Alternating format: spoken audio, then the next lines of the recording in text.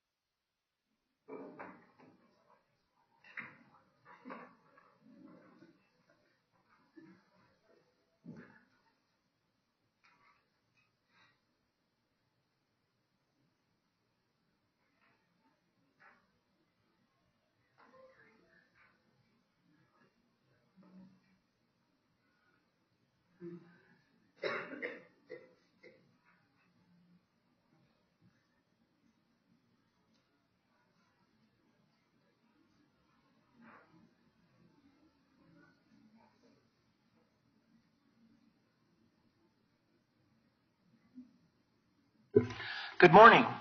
I'm going to call to order this public meeting of the Arapahoe County Board of County Commissioners for April 2nd, 2019. To my left is Ron Carl, the county attorney. To my far right is Jolene Sanchez, the assistant clerk to the board. Ms. Sanchez, would you please call the roll? Commissioner Conti?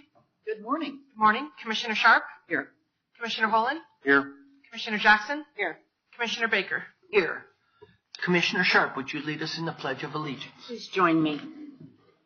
I pledge allegiance to the flag of the United States of America and to the republic for which it stands, one nation under God, indivisible, with liberty and justice for all.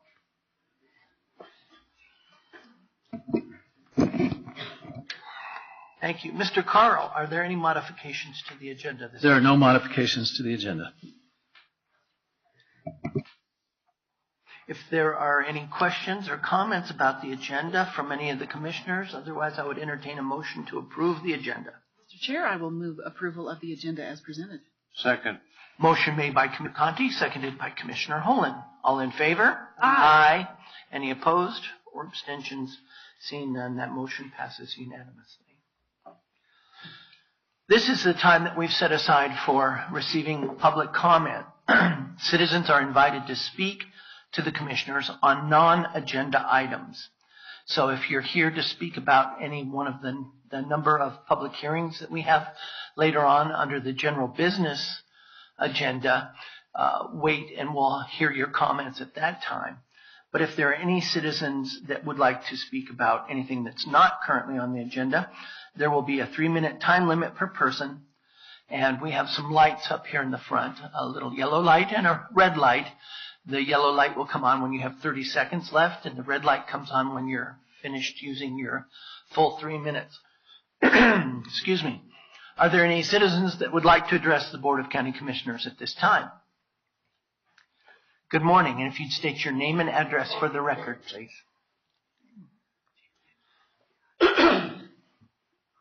Becky Roberts, 714 Imboden Mile Road, Watkins, Colorado. On August 28, 2018, Arapahoe County conducted a public hearing for the proposed Swan drilling site. After over 6 hours of testimony, commissioners asked questions and made comments before voting unanimously to approve the permit. Questions asked by commissioners included: are there any other oil and gas locations where emergency evacuation egress roads for an entire subdivision are locked and gated? And can the county be sued if we ask for an alternative site analysis for the proposed Swan site? Commissioners acknowledged during that public hearing that you know that Arapahoe County's MOUs for oil and gas are grossly outdated and some of the weakest in the state. Commissioners admitted the current MOUs need to be changed to address oil and gas drilling closer and closer to established communities and future residential developments. That was 7 months ago. What has been done to address your own concerns about the county's ineffective MOUs for oil and gas? Have you started writing new MOUs? And have you asked for public input? If Senate Bill 181 passes and gets signed into law, then Arapahoe County's responsibilities will drastically change.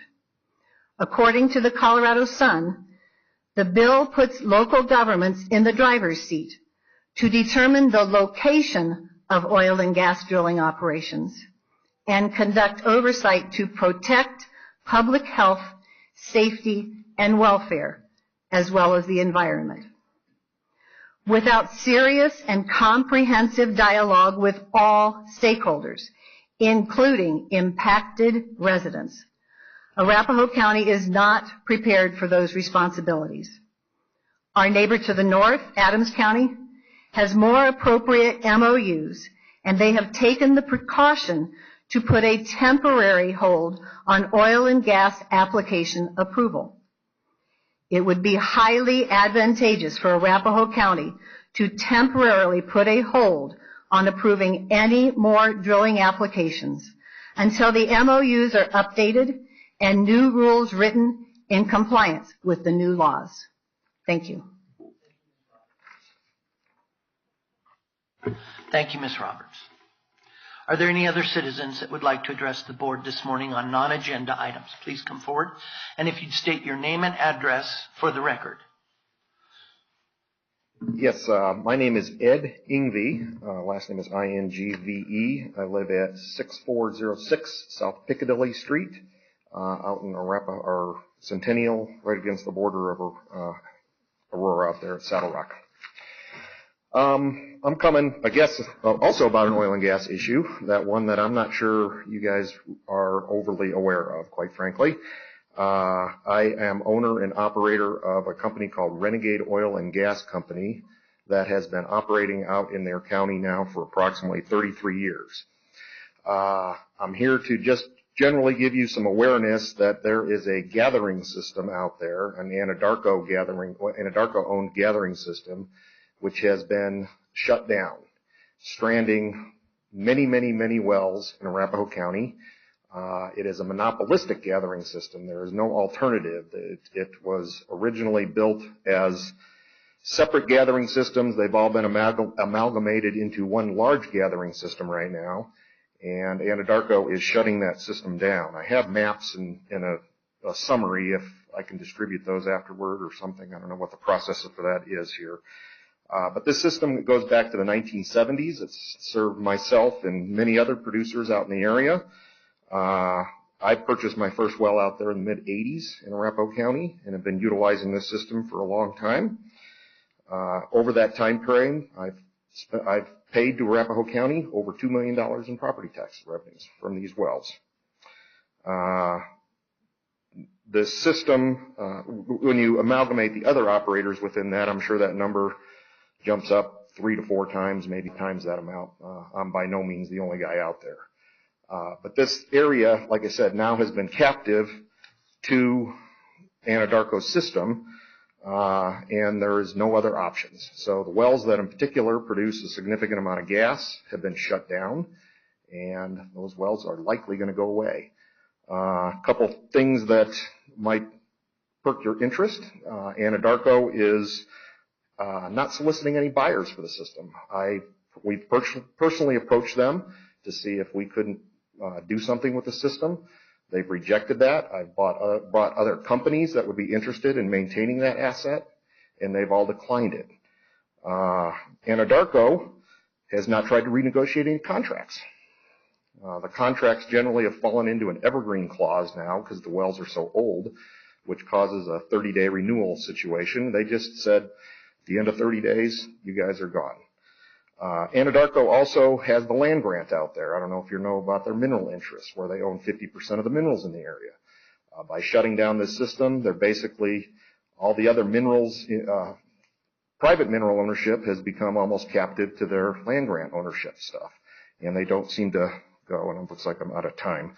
Yeah. But I would love to be able to discuss this further, or if I got a few more minutes and I can keep going a couple more points. Or... I think what the best thing to do would be, Michelle Halstead is one of our staff members in the back. You can give her any literature that you want. She can also give you the number to contact Diane Kosis. We've talked to Diane about this. Okay. We'll ask staff to get with Diane and have her give us some more information about this, and maybe even have a study session that we can set aside to devote more time to that. Okay. Absolutely. At some point, maybe I'll come back on 181 also, because it's already cost the county millions of dollars just with deals that I've been involved in. So thank you, Mr. You bet. Ingve. Any other citizen comments this morning at this time? Seeing none, we'll move on to our consent agenda. We have a number of items on the consent agenda that the commissioners have had time to review. Are there any questions or comments about any of the items on the consent agenda? Commissioner Sharp. Seeing none, I will move to approve the consent or accept the consent agenda as presented. Motion made by Commissioner Sharp. Second. Seconded by Commissioner Conti. All in favor? Aye. Any abstentions or objections? That motion passes unanimously. We're on to our general business items. We have a number of public hearings this morning. We will be hearing public comment about these items as we go through them. The first item on our general business item is item 6A. It's a public hearing on the 2019 Community Development Block Grant and Home Projects Annual Plan.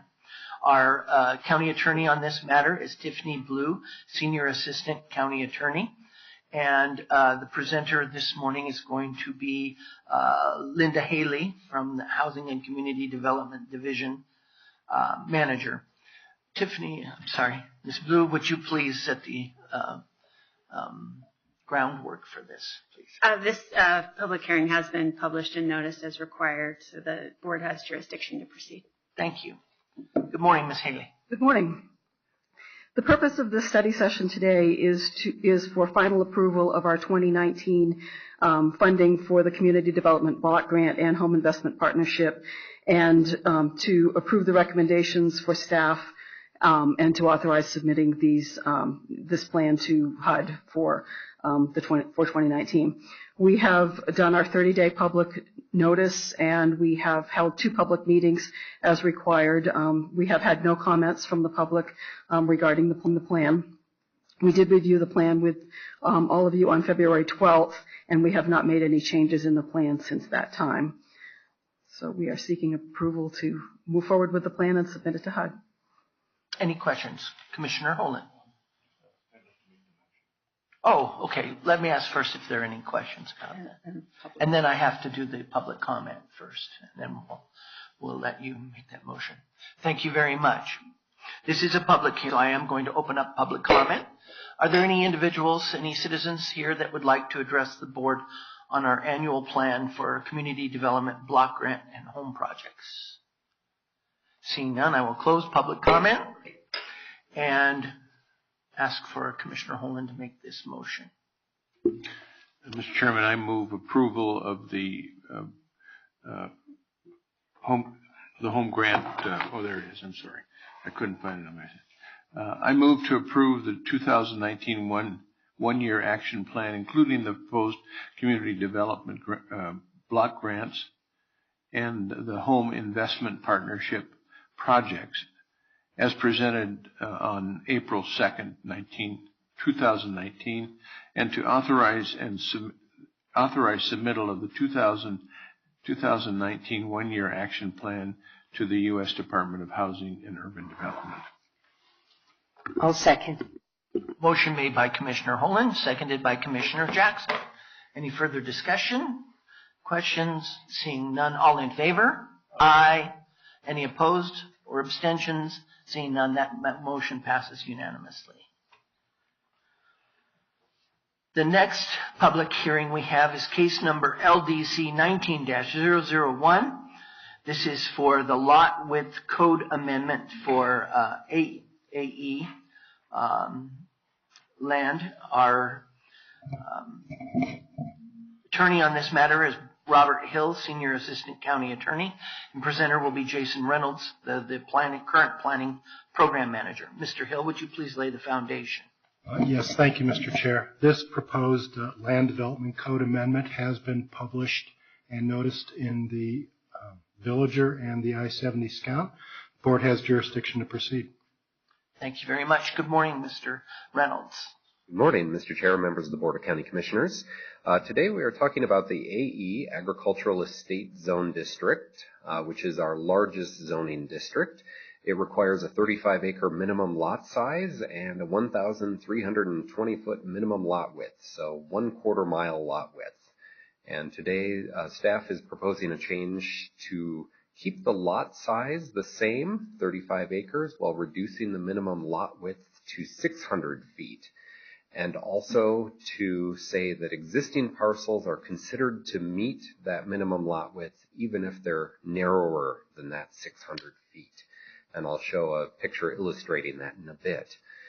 The reason for this code change is that often people will hire a surveyor and lay out 35-acre parcels, and they don't need to check in with the county other than to record that at the clerk and recorder. We've discovered that many of these parcels do not meet that 1,320-foot lot width, and right now we are holding up some building permits because of that.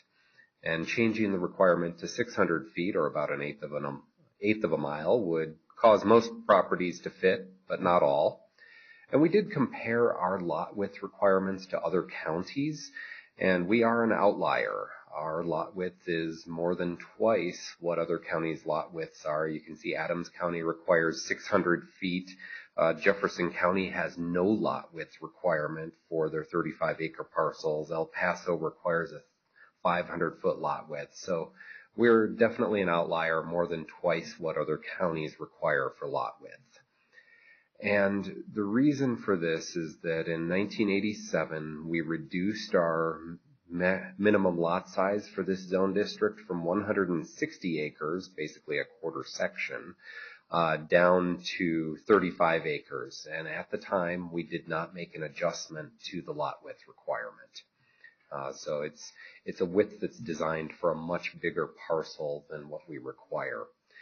So this is an example that's near Byers showing AE versus A1. This lighter color is the A1 19-acre district, which has a 330-foot lot width. And you can see this is an AE parcel that has a home on it and is only about 600 feet wide. Can you define lighter color? Yes, I'll highlight it. There it is. Yep, this is the A1 area, and you can see these are very narrow compared to the AE lots, but even these AE lots do not meet our current standard. Another example shows one that does meet our current standard. It's about 1,300 feet, and one that does not. And both of these have homes on them already. And then finally, this slide shows that not every parcel would meet that 600-foot minimum. The parcel over here on the left would, and the parcel on the right over here would not meet that minimum, which is why we included that clause to say that if it exists and it's narrower than 600 feet, that lot is okay per our new standard. So Planning Commission did hold a public hearing on this. We did have some letters of support from the public, and also 2 people spoke in favor of the proposal, particularly the grandfather clause that allows the lots narrower than 600 feet to receive building permits. And Planning Commission ultimately voted 5-2 to recommend approval to the Board of County Commissioners. One of the members who voted against it expressed concerns that this was just a little bit too narrow and that lots should be wider out there. However, the overall vote was to recommend approval for the proposal, and this does come to you with a staff recommendation for approval. I can answer any questions the board may have, or we can proceed to public comments. Commissioner Sharp. Do you have an idea of how many lots are less than the 600? We don't. It's infrequent, but when I went looking for them out in the eastern part of the county, I found several without trying very hard. So that's an indicator that there are enough out there that it could be a problem if we didn't include that in the proposed code change. But from this, from this point on, they cannot be less than 600 feet. So if somebody comes in now and wants 500 feet or does something in the next 2 weeks, that would not be permissible. That is correct, Commissioner. And I did reach out to some of the surveyors who do work to let them know about this proposed change, and also to let them know, hey, by the way, the existing lot width is 1/4 mile, and some of these lots that have been created aren't fitting it. So my hope is that with that bit of education and the fact that this matches Adams County's requirements, that that standardization will help people meet the requirement. Jason, you said it matches. I thought Adams was 500.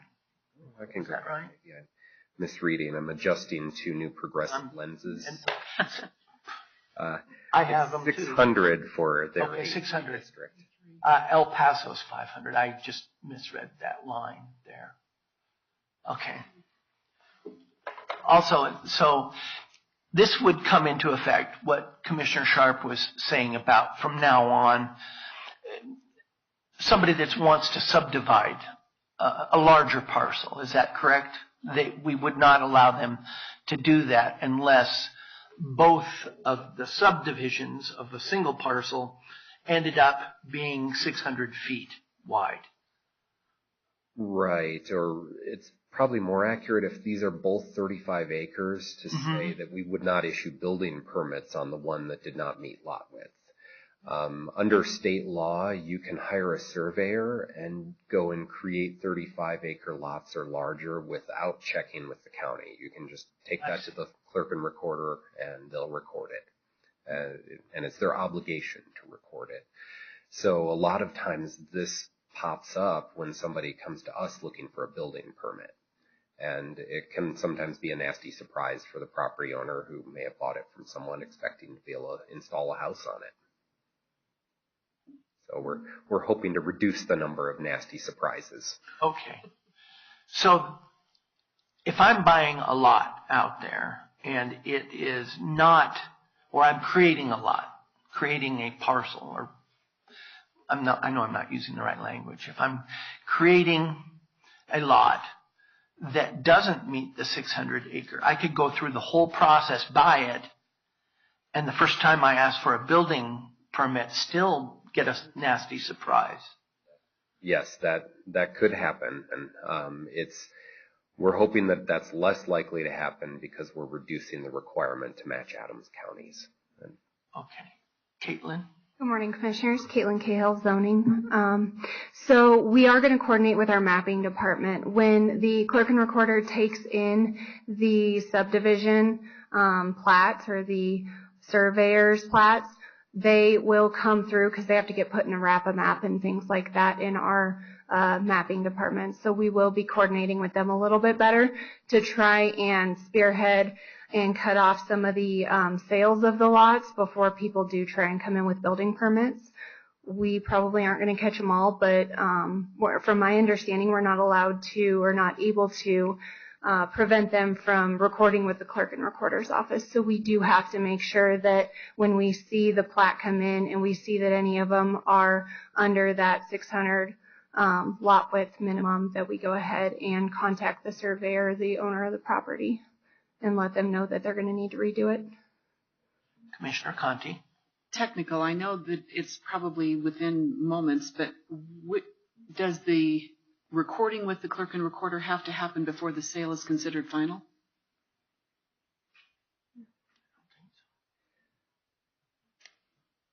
Yes, I mean, there's different ways to do it. You can have a surveyor. If you're doing a large area, you can do a land survey plat to create, say, 8 35-acre lots.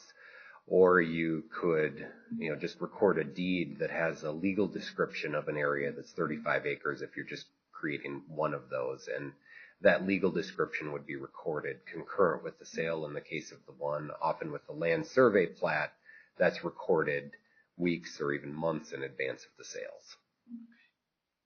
Okay. Other questions? I guess I think we understand the need. I understand the need for this code change, but I think what we're trying to do is make sure that if we have to coordinate with surveyors, coordinate with real estate brokers, land brokers, to get the word out about this before the sale goes through, that would be the ideal situation so that the buyer is aware of all that. Any other questions for Mr. Reynolds at this time?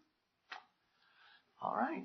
Thank you very much. This is a public hearing, so I am going to open up for public comment on case number LDC 19-001, the AE lot width code amendment. Are there any citizens that would like to address the Board of County Commissioners on this issue at this time? Please come forward and state your name and address for the record, please.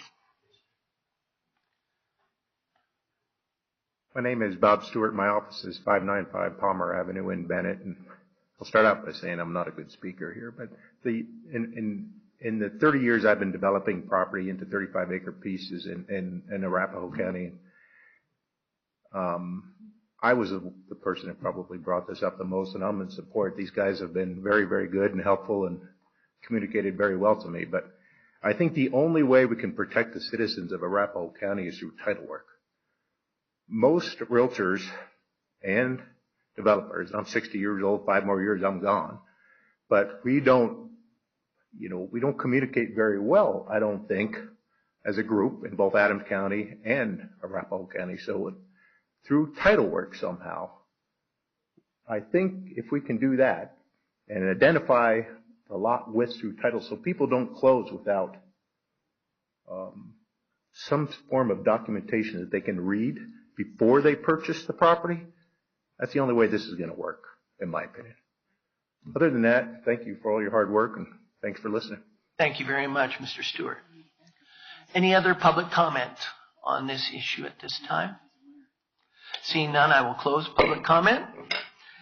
And any questions, comments by any county commissioners? Question for... Probably just have a question for staff on... I think that's exactly right. I just, unless there's something that stops this, and I'm one of those that probably think 600 feet is narrow enough and would not like to go some of these other 300 feet, 350 feet. I think it's too narrow. So But I don't want a buyer of property to go through the sale and then feel like they can't build on the property. That's not right for them either. So what can we as a county do to help bring that to light for potential buyers so that they are aware that is an issue if they want to build on that property? Yeah, that's an excellent question. I think the education component with reaching out to the professionals who are creating these parcels will help. The zoning administrator mentioned really trying to catch these as they're being entered into our mapping system, because it gets recorded and then we have to update our mapping system to show it online. And that's a place where we can do more outreach. Mr. Skinner, I'm sorry, but isn't that still, Commissioner, apologies, but isn't that still a little late? I mean, the sale is all but final at that point. And I think what the point that is trying to be made is that we need to, back up the bus a little bit and make something that makes the purchaser aware before they get to that point. And that's, I think, the point he's trying to make. So is there a suggestion to make that happen? We may not have that ability as the county. Now, some of this is coming because state law says that counties cannot put somebody who does a 35 or larger acre property through a subdivision process. I mean, the easy answer for me as a planner is to say, well, sure, let's make them go through a subdivision, because then we can check the lot areas, we can check the lot widths, we can make sure everything is proper before it gets recorded. But state law says that if you're doing 35s, you don't have to deal with us. So it's really about trying to educate folks that we do have a standard and that we are going to hold you to that standard. And I think, Caitlin's idea about, trying to catch these as they're coming through mapping and being more proactive about sending letters to folks will help, because now we often don't find out, or we don't do anything until we get that building permit application. Ms. Cahill. This is actually one of the exact questions that we went through when we tried to start from the top and work our way down, and we figured out that we kind of got stuck at clerk and recorder is required to record these. They can't turn somebody away and say, go check with zoning, make sure this is okay, and then come back. So then we started from the bottom and worked our way up. And then we started learning a little bit about how mapping works and started to figure out that after they recorded with the clerk and recorder's office, they then have to come to the mapping department to be put in that system. Our hope is that they haven't sold the lots at that point, because nobody would be able to come in and record anything for an individual lot or get a permit for an individual lot if they haven't even recorded the subdivision itself yet. So we're kind of anticipating that we're getting it a little ahead of the game, but kind of as far ahead of the game as we can possibly go.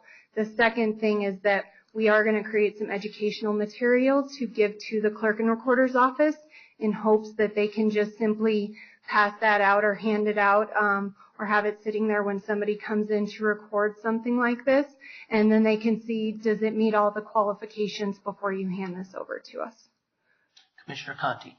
My concern is your word, we hope. Right. Yes.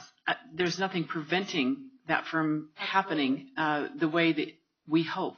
Absolutely. And I'm just wondering, well, the words "hope is not a strategy" comes to mind. Can something be done to, that trips up this process before we get to that point, so we don't get that far down the river, so to speak? At this point, it would have to be done prior to the recording with that office. So we've kind of exhausted our options as far as what we can do in public works and planning. Commissioner Holden. Thank you, Commissioner. Mr. Chairman,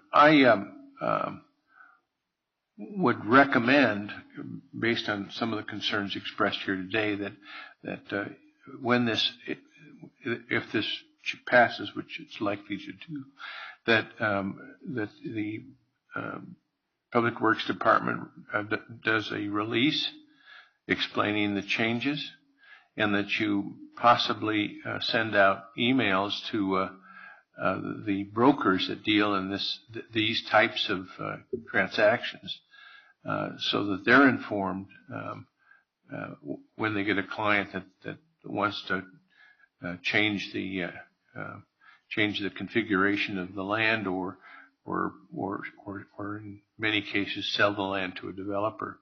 The other opportunity would be to talk to through direct communications to the developers in the area that build these types of larger. I assume this is larger single-family homes that are going to be developed, and just get the word out in that manner as well. And I think this would provide some cover for what the concerns raised here today. Absolutely. And I think Michelle has hit the ground running, so I'm sure we can coordinate on that one along with the others that we're working on. And I would only add title companies to emails or letters, formal letters to notify title companies. Commissioner Conti. Just a thought, and you can, tell me that I'm crazy if you want. But is it possible, thinking outside the box just a little bit, that we could come up with a separate zoning category if it fell lower than the 600 foot that was the minimum building width, that designated that it could still be agricultural but not buildable? And therefore, they would have to, by the zoning, they would recognize when shopping for the lot, oh, this is not buildable. Yeah, if a property does not meet the minimum lot width, they could certainly continue to use that for agricultural purposes, and they just wouldn't be able to get building permits on the property. Well, we know that, but could we give it a separate designation through the code of what we call it, so that it would be aware to everyone else, the public, that they could see just by the listing before they even start purchasing or go through the process, oh, that means it's not buildable? Something we could look at, it would almost be something that happens, though, after the lot's created. We'd have to designate it, rezone the property after the fact. It's possible. We can certainly look at. Just thinking outside the box. Another option is we could lobby the State House to allow us to check on things like lot width before we record something. That's another option as well. Noted. Definitely. That. Would you like to come back up and address the board? You have to be on speaker. Come on up, Mr. Stewart.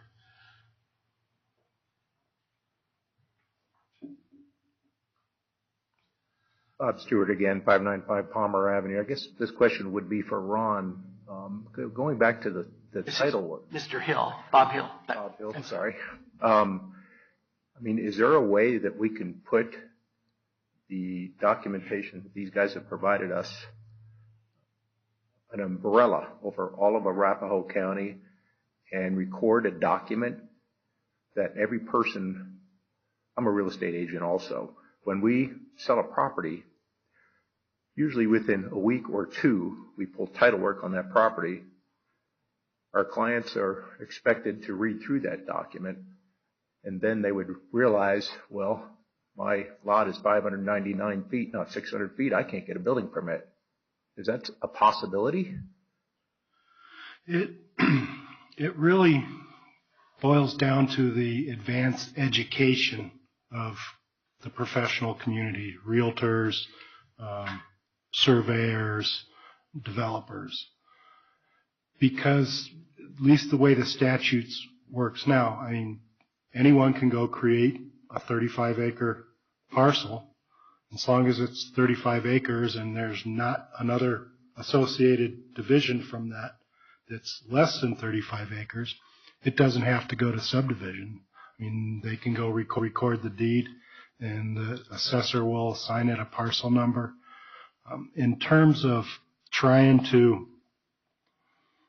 advance let people know. I mean, it's kind of one of the problems we ran into and why we're correcting this, because currently the zoning is what it is, but that wasn't well communicated apparently. So as a result, a number of these parcels were created, and when the property owners, in some cases they came in, the building division maybe was unaware, or the person checking the zone was unaware, or had a bad day or whatever, didn't catch it. And so a number of these properties have already been built, even though they shouldn't have gotten a building permit. So this is, I guess, is certainly a first step to correct that, to fix where the problem is. But I'm sitting here thinking, and I can't come up with a better way than just as much education and publicizing what the rules are as we can. Well, I don't want to prolong this, but I own a lot of ground in Arapahoe County, and I'm dealing with different situations other than this. 2-acre parcels that I surround them, and they call it an illegal subdivision, I believe. I'm dealing with that with several citizens of Arapahoe County, trying to work through that with them, giving them access and a multitude of things. I want to do this, but I just think we should take another step and really look at this, is all I'm saying. So thank you very much. Thank you. I think we can suffice to say is that we will direct staff to explore other options and provide those to the Board of County Commissioners. But for this particular public hearing on the AE lot width code amendment, unless there are any other commissioner comments, I'll go ahead and make this motion. Seeing no other comments. In the case of LDC 19-001 AE lot width code amendment, the County Commissioners have reviewed the staff report, including all exhibits and attachments, and have considered the proposed code amendment, including the staff presentation and rationale for the proposed changes, as well as any public comment as presented at the public hearing. I hereby move to approve this proposed amendment to the Land Development Code, subject to the following one condition. 1, staff will make corrections and revisions to the proposed language as directed by the county attorney prior to incorporating the approved amendment into the Land Development Code for publication. Second. Motion made by Commissioner Baker, seconded by Commissioner Sharp. All in favor? Aye. Any opposed? Abstentions? Seeing none, that motion passes unanimously. Thank you very much for everyone's input on that. We are going to move on to the next general business item, which I have listed here as a public hearing, LDC, case number LDC 18-005, Beekeeping Code Amendment. And there's a similar public hearing coming up on Chicken Keeping Code Amendment. Thank you very much. We are going to hear these separately, but I'm not opposed to having public comment on both bees and chickens. If that's when we open up public comment, I think that we'll go through and then I'll open up public comment for both. Is that permissible, Mr. Hill? Okay. The county attorney on this matter is Robert Hill, Senior Assistant County Attorney, and our presenter is Kelsey Dombrowski. Thank you. And Mr. Hill, would you please set the foundation? Yes, thank you, Mr. Chair. And in order to allow for public comment on both the bees and chicken proposed code amendments, I'll set the foundation for both. Perfect. Okay. That's great. Actually, both the bee and chicken proposed code amendments have been published and noticed in both the Villager and the I-70 Scout as required by law. The board has jurisdiction to proceed on both agenda items. Okay. And you're the presenter on the chickens as well. So just to be clear, we have LDC 18-005 Beekeeping and case number LDC 18-006 Chicken Keeping Code Amendment. Thank you. Good morning, Ms. Kelsey. Good morning. Kelsey Dombrowski for the Planning Division. And just a quick clarification, would you like me to present on both right away or separate them? I think we can hear your presentation on both. Just the full? Sure. So the first is LDC 18-005, a Land Development Code Amendment to establish regulations for backyard beekeeping. The Planning Commission voted 6-0 to recommend approval of these draft regulations, and this was a citizen-initiated code amendment being brought forward by staff. So, per a 1980s Board of Adjustment interpretation, bees are able to be kept on land greater than 1 acre in size, as well as on all of our agriculturally zoned properties, but citizens are interested in the opportunity to keep bees on residentially zoned properties less than 1 acre in size. Over the last several years, we've looked at other jurisdictions' regulations, and I'll show a comparison of those. We've sought feedback from citizens, worked with CSU Extension, and developed draft regulations that will be presented today. And as you know, we've also had several study sessions on the topic. Citizens interested in keeping bees have expressed desire for local honey and being able to support the local pollinator population, as well as being able to teach children responsibility and engage in agricultural pursuits, even though they don't live in the more rural parts of the county. Citizens concerned about bees in more urbanized areas cite stings and allergies, the predictability of bee behavior, and the possibility to attract pests and predators. So today we're looking for a decision from the Board of County Commissioners. Again, the Planning Commission voted 6-0 to recommend approval of these regulations. And should the BOCC be interested in approving these, staff supports the draft regulations as presented, which, as we've discussed previously, but just to state on the record, this does not include a permitting process. So now moving to the draft regulations themselves. Again, this would be for single-family detached residential properties that are less than 1 acre. Again, that Board of Adjustment interpretation allowed beekeeping on properties larger than 1 acre. This excludes apartments, townhomes, duplexes, and smaller lots that don't meet the stated setbacks. Again, irrelevant for the agriculturally zoned and rural residential areas, as it's already permitted there. And want to emphasize that HOAs are able to establish stricter rules than the county-approved regulations if passed, if they would like. As part of the Land Development Code Amendment, there will be some changes to our definitions section. So bees would be added to the agricultural, animal, small, non-commercial definition.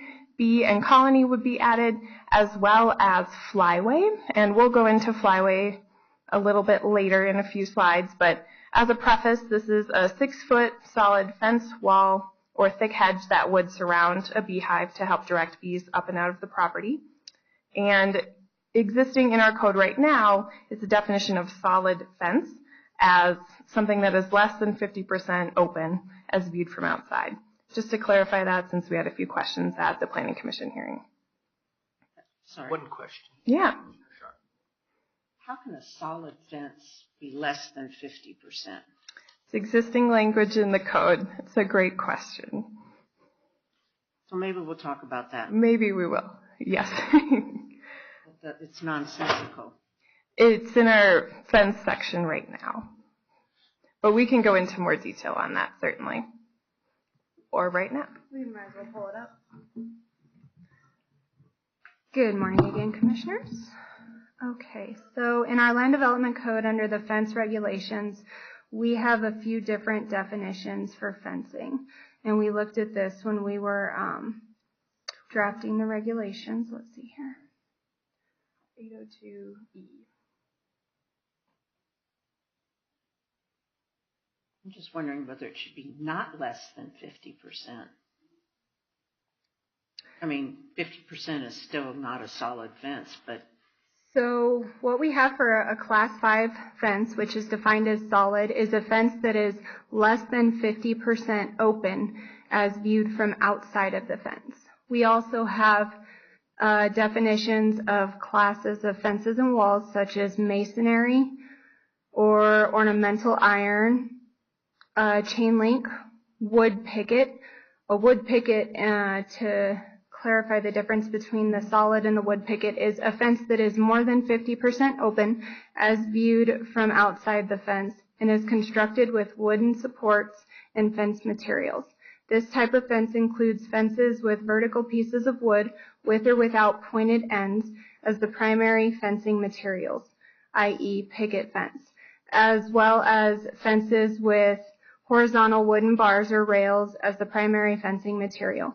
And then another one that we have is also Class 6 is defined as a hedge, which is a wall consisting of living bushes, trees, plants, or plant material, but do not include grass or weeds.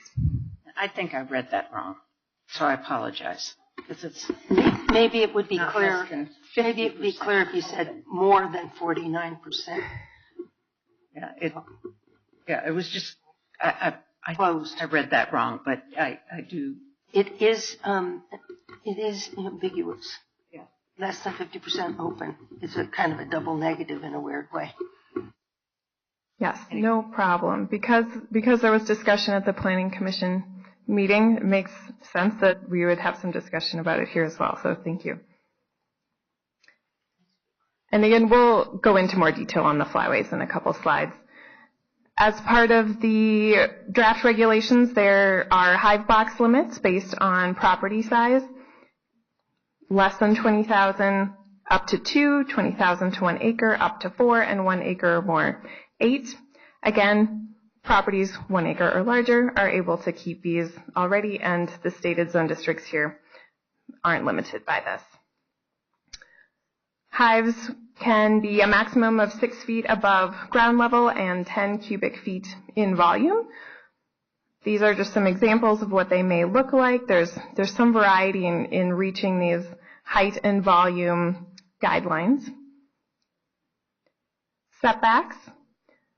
Hives will be no closer than 10 feet from the side and rear property lines, so at least 10 feet from the side and rear property lines, with the hive entrance facing away from neighbors and the public right-of-way. And that second bullet there was added more recently given some concerns from neighbors, so we wanted to respect that.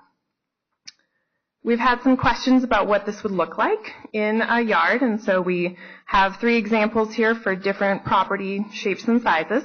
So this particular property has a bit of side yard even beyond that required 10-foot setback, and so there's a relatively larger, if you take out the house, coop and hive area. Just looking ahead to the chickens as well. This property is narrower, and so it does not have that side yard option, and so the coop and hive area is restricted to that green rectangle in the rear there. And then we heard the concerns about unusually shaped lots and looked around the county for some examples.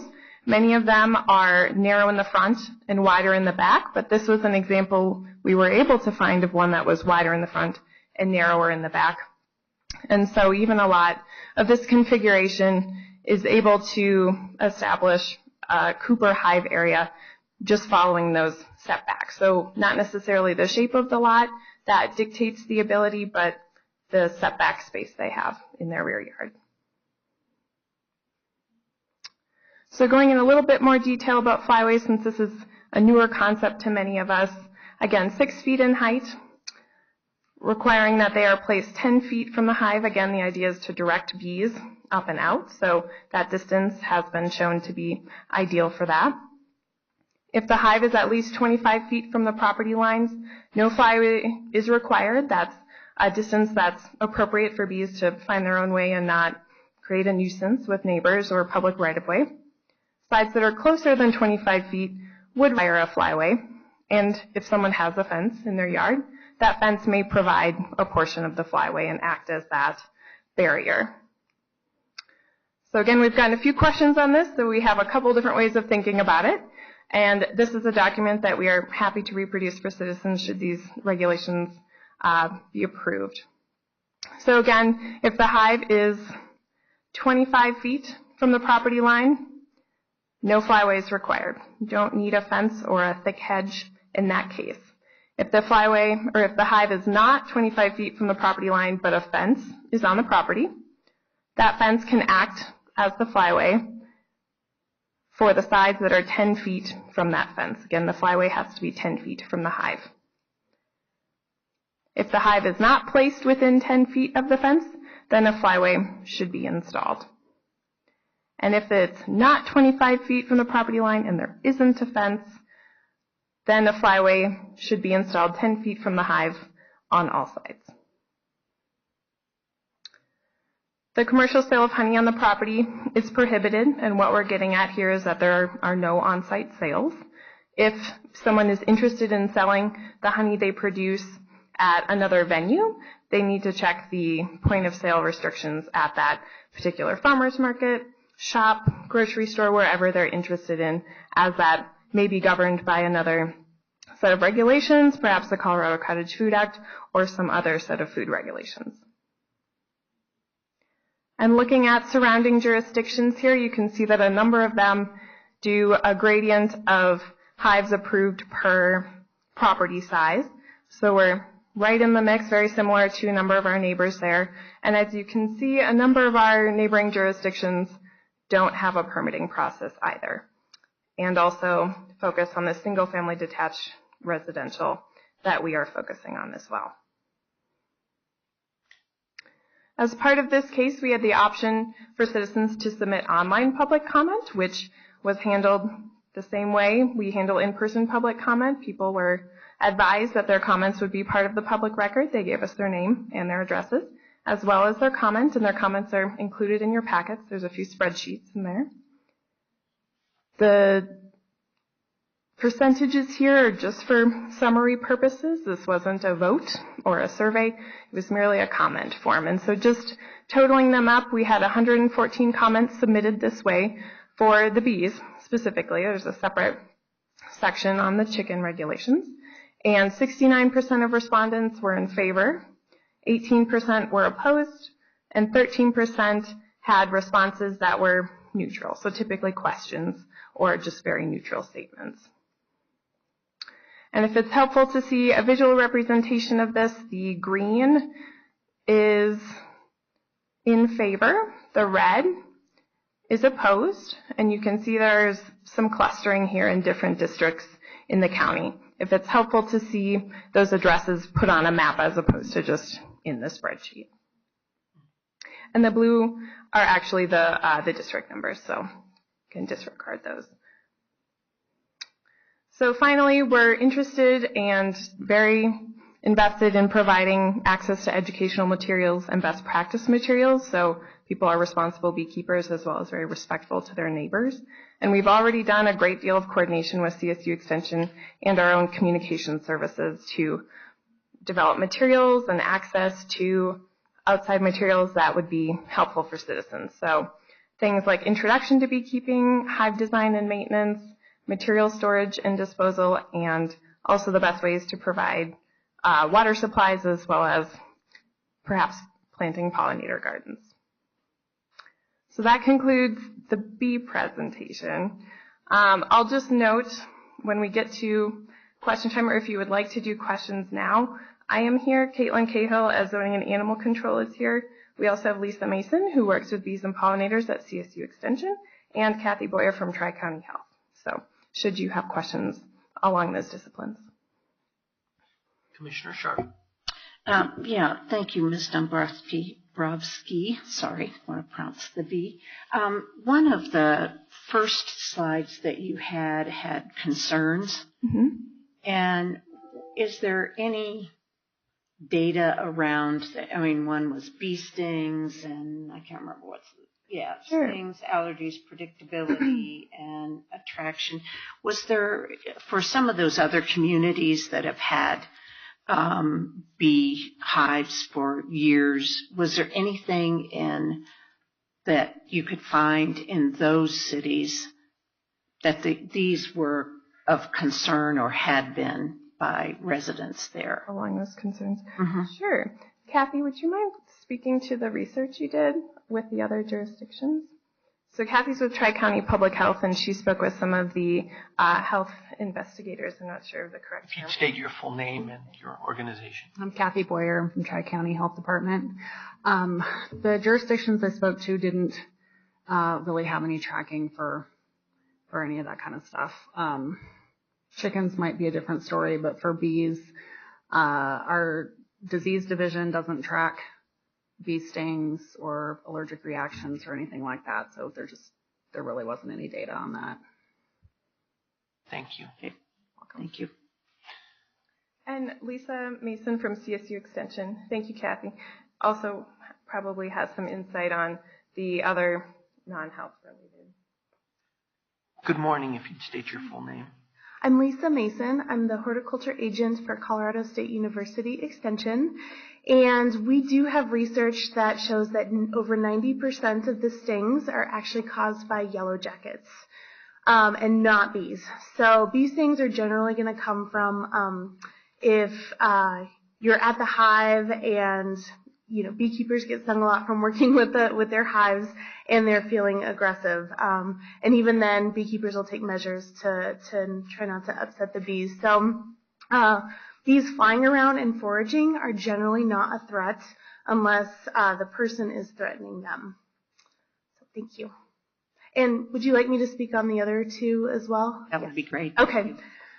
So predictability of bee behavior. That's going to come, most people are very concerned about bees swarming.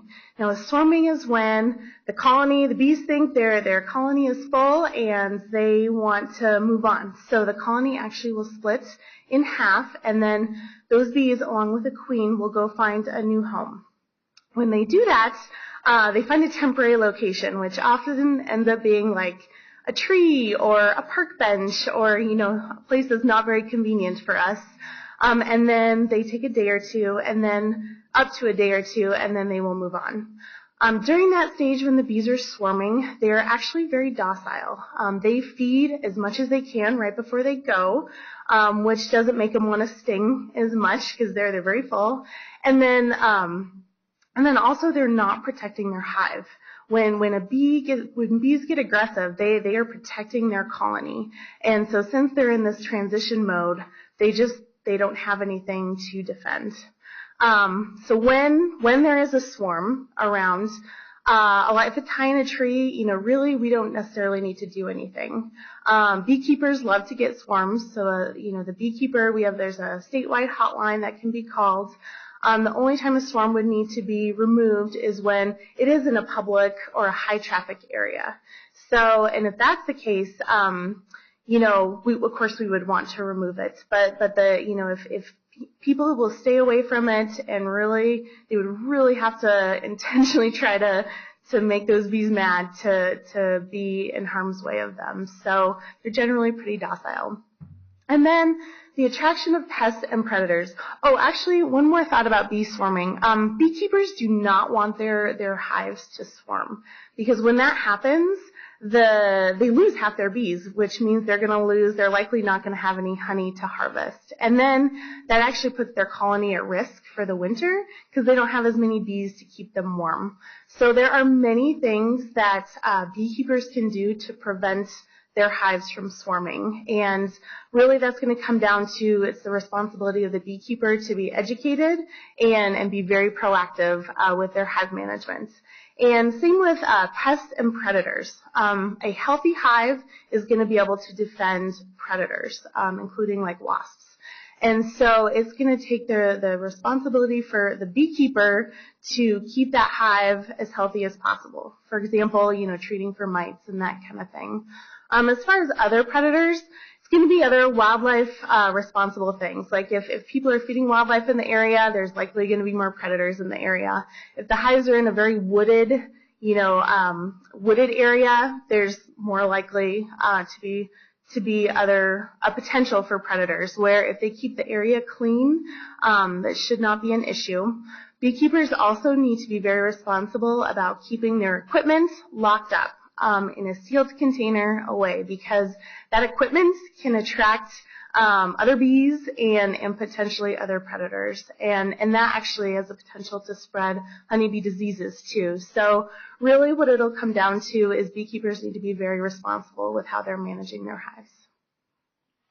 Questions? Yeah. Jackson. Thank you. I actually find all this really interesting, and I was just reading up on bees and read that when a bee, I guess a honeybee stings you, they lose half their abdomen. and that they don't really like stinging people because they give up their lives that way. So that's not a real good survival thing for them. So at least in this article that I read, and I can't cite the source right now, it said that you have to provoke them in order to get them to sting you. If you go in there and what's the bear? Winnie the Pooh. Oh. and rattle the hive, they will probably come out and try to sting you. But otherwise, if you leave them alone, they'll probably leave you alone. You are exactly correct. The honeybee does lose its life when it stings you, so they really don't want to, and it's a last resort to protect the colony. Where a yellow jacket, the most common stings, they do not lose their life when they sting you, and can be yes, they can. You can be stung multiple times by the same insect. Yeah. Thank you. Any other questions for our staff? I'm sorry, it's just the yellow jackets what I have at my house, so yes. Sorry they're not. Well, and don't actually have the same procedure here about losing their. And if it would be helpful, I know there is a lot of confusion on stings between bees and wasps, and actually yellow jackets and paper wasps. There's a lot of differences. Perhaps we put some education on that as well, and differentiating the two, and maybe wasp management. Commissioner Conti? Thank you. Can you speak a little bit on, and I've heard, and just the fact that you're up here, and I would think that you would know, the pesticides that are being used on flowers and things of that nature to prevent the Japanese beetles. Mm-hmm. Those kind of things. It is my understanding that those actually will kill the honeybees. Is that accurate? That is accurate. And that is one of our main messages when teaching about how to treat for Japanese beetles, because it's a unique complex where the beetles are feeding on the same flowers that the bees are pollinating, and we really discourage that. The fight against Japanese beetle is we're losing. We're not going to win the fight. So there's really no reason to spray toxic pesticides that kills not only bees but other beneficial garden insects as well. So what we recommend for Japanese beetles is hand picking. So you actually get a bowl of soapy water and push them into the soapy water, which is very tedious but very successful. A female beetle will actually lay 60 eggs.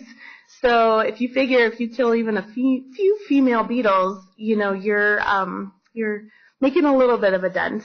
There are also a couple other products out there that you can apply that are available online that do not harm the bees. And they're a little more pricey, but we definitely recommend them so people don't harm the bees. Just a final comment. I used to consider that I had a rose garden. Now I consider it a glorified Japanese beetle trap for most of the summer, yes. Yes. We're also trying to provide education on varieties of such as roses and crabapple trees and other plants that people can plant that is not providing the beetle buffet that that we have. Thank you very much. Ms. Dombrowski, if we could move into chickens real quick.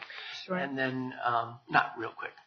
Now, at this point, in time, we'll take the motion separately, but I do want to get through the presentation, and then we'll open it up for public comment. Sounds great. And just a reminder, too, that we're working with Lisa and Jonathan from CSU Extension to really provide access to all of the great resources that they have. You can tell they're very well informed on the topic. Okay, so moving now to LDC 18-006, a land development code amendment to establish regulations for backyard chicken keeping. This was also a citizen-initiated land development code amendment being brought forth by staff. We currently don't have any chicken keeping regulations for residentially zoned properties. Agriculturally zoned properties, it's a different story, and you are able to do it in many, if not all of them, but residentially zoned properties, we do not currently have any guidelines around those. We've gone through the same procedures as with backyard beekeeping, looking at other jurisdictions, getting feedback from citizens, working with CSU, and drafting regulations. People have expressed interest in producing local eggs for their families, teaching children responsibility in urban farming, giving them the opportunity to do some of the activities that maybe 4-H students are able to do, but they currently can't do in their current location. Working, again, into those agricultural procedures that some parents have told us that they enjoyed doing as children but aren't able to do where they currently live. And then we also had a few specific comments about connecting to the rural history of the county, which was an interesting perspective to get. Citizens concerned about backyard chickens have mentioned nuisance concerns like noise and smell, the attraction of predators and pests, again a concern on this topic, and neighbors have expressed concern about their property values decreasing if their neighbors have chickens next door. So we're looking for a decision from the Board of County Commissioners on this topic. The Planning Commission voted 4-2 to recommend approval of these draft regulations. And should the BOCC be inclined to approve these, staff supports the draft regulations as presented here today, and just like the beekeeping, does not include a permitting process. Similar guidelines here, single-family residential detached properties would be included in these regulations, not apartments, townhomes, duplex, or other attached properties, and smaller lots that do not meet the setbacks would also not be able to keep backyard chickens. The agricultural zone districts are already able to keep chickens, and again, HOAs are able to establish stricter rules and guidelines should they be interested in doing that. We're proposing up to 4 hens be allowed and no roosters. We also want to be clear in that there's no other fowl or poultry that would be approved with these regulations. Chickens must be in a coop overnight. That's, again, kind of reducing that predator concern, and must be contained to the owner's property at all times behind the front building line. And that front building line is language that we use throughout our code to establish the location of principal and accessory structures. We had a question about that at the Planning Commission hearing, so just wanted to clarify what that was referring to. Odor, noise, dust, waste, and drainage should be controlled to not constitute a nuisance. This is trying to address some of the concerns we've received. Slaughtering is prohibited. And just as with the honey, the commercial sale of eggs on the property is prohibited, so no on-site sales. The maximum coop height will be 6 feet from the ground level, and the recommended indoor floor space is 3 square feet per bird.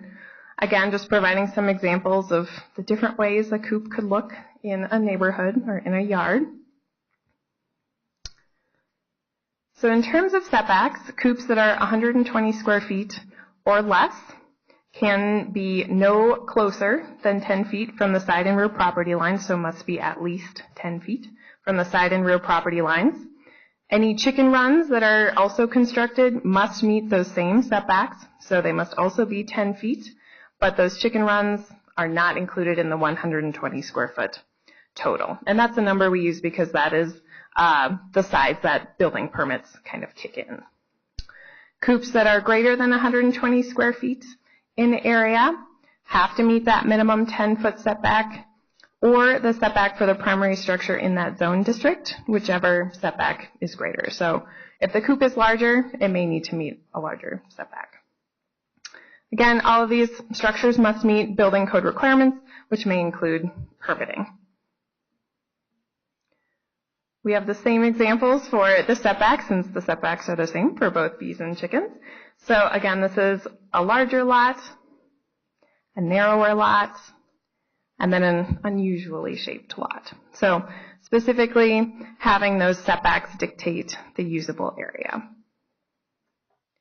And looking at our neighboring jurisdictions, we're in the top kind of third there with our 4-hen limit. And given that these are our first regulations on this topic and concerns we've received from citizens, a more conservative number seem to fit us at this time.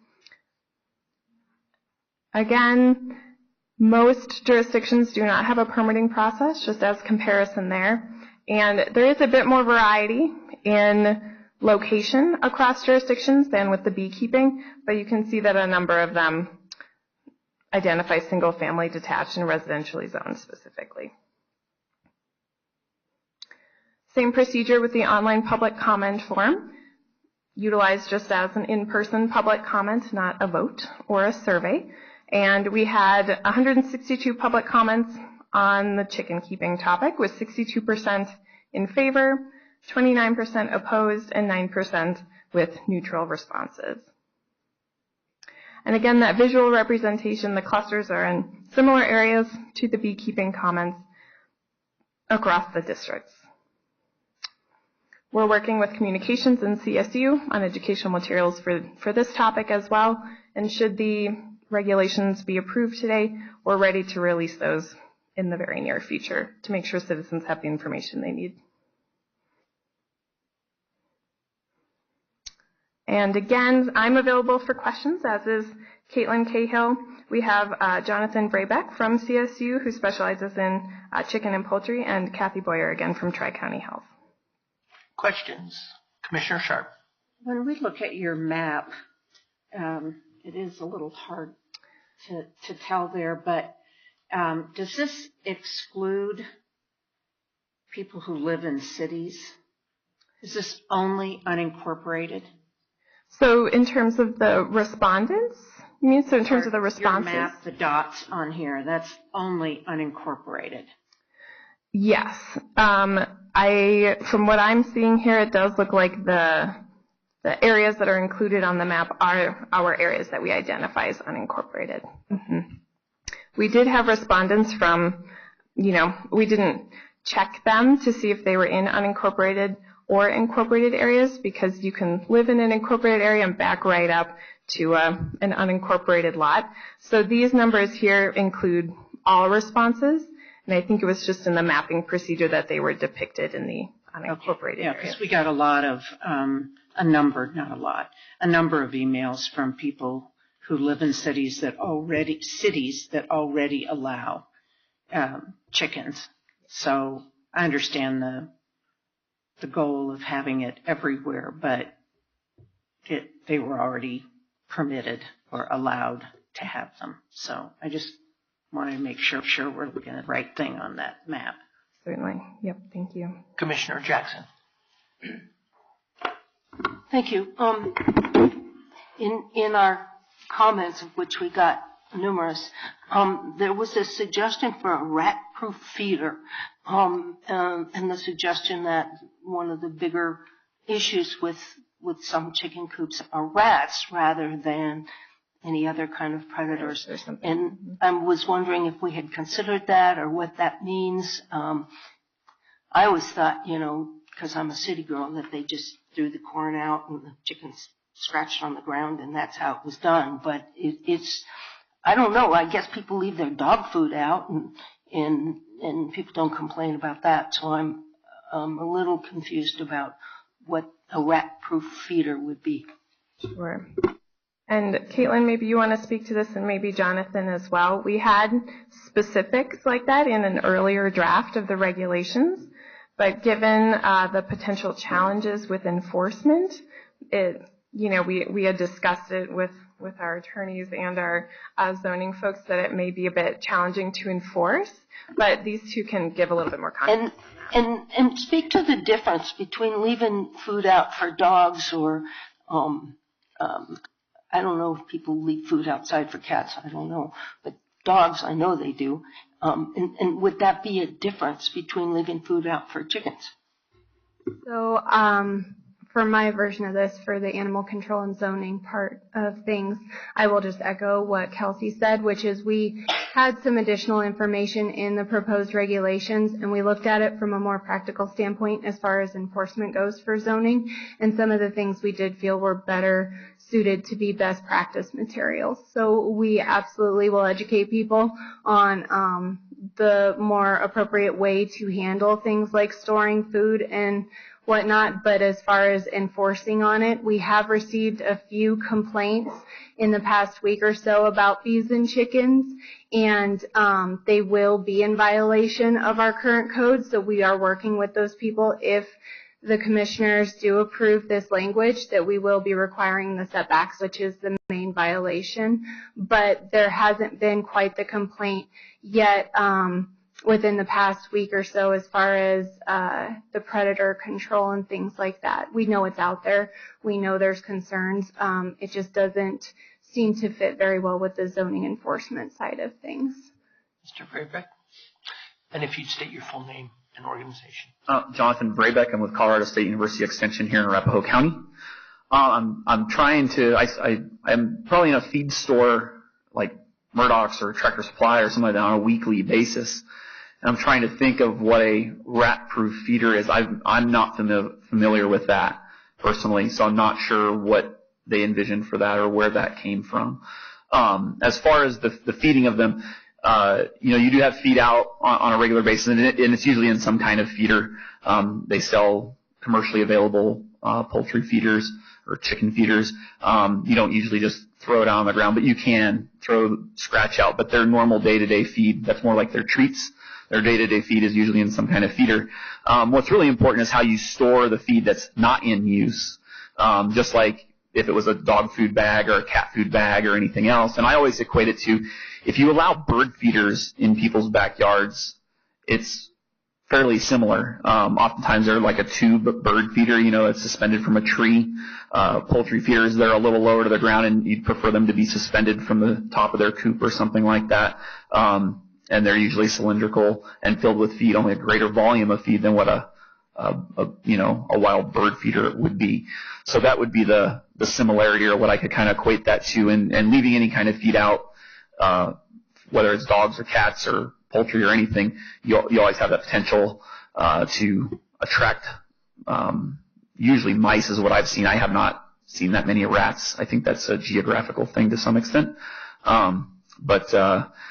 Anyways, did that answer your question, or was there another part to that I feel like I'm missing? You bring up another question, which is, I understand that people who have bird feeders have a heck of a time keeping the squirrels away, right? So if you've got a feeder of any kind, animals, whether it's dog food or bird food or chicken feed, which is a kind of bird, it's kind of all in the same package, I would think. And that's kind of the way I view it. It's what's really important is what they do, and to keep their feed that they're not that have out for the birds kept in a solid container and those kind of things, so that critters aren't trying to get into that, because that's where the larger source for it is at.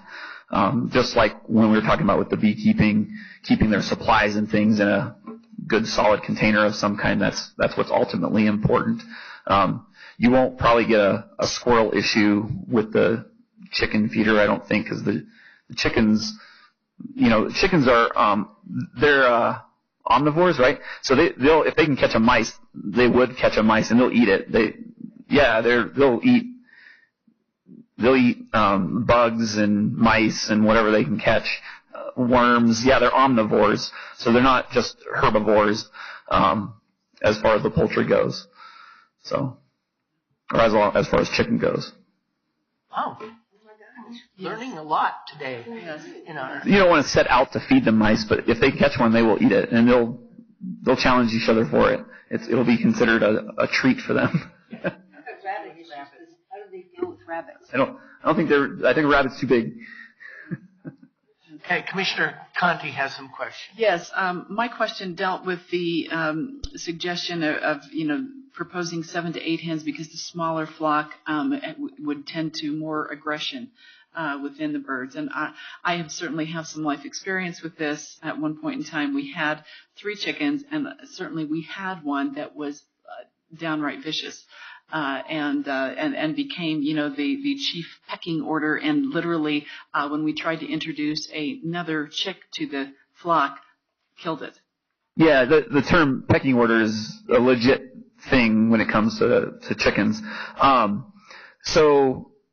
And I read that, I'm trying to remember the different points. The point that held some validity is the, social aspect of it. The thought process is it at 4 or 3 birds, I think ours is 4, aren't we? 4, right. At 4 birds or 3 birds, you can get one that's an outlier, because they will establish a pecking order, and one will be the dominant chicken in the group and the leader, and it'll keep the other ones in line and all that kind of stuff. And sometimes it decides that that one's the outcast or whatever, and pick on it more. And so with 3, you get more into that. With 2, it's a little better, but with 5, usually what will happen is if there is such a thing, you'll get 3 over here that'll hang out, and then these 2 will still have company, opposed to 1 being singled out all the time. So there is a little bit to that.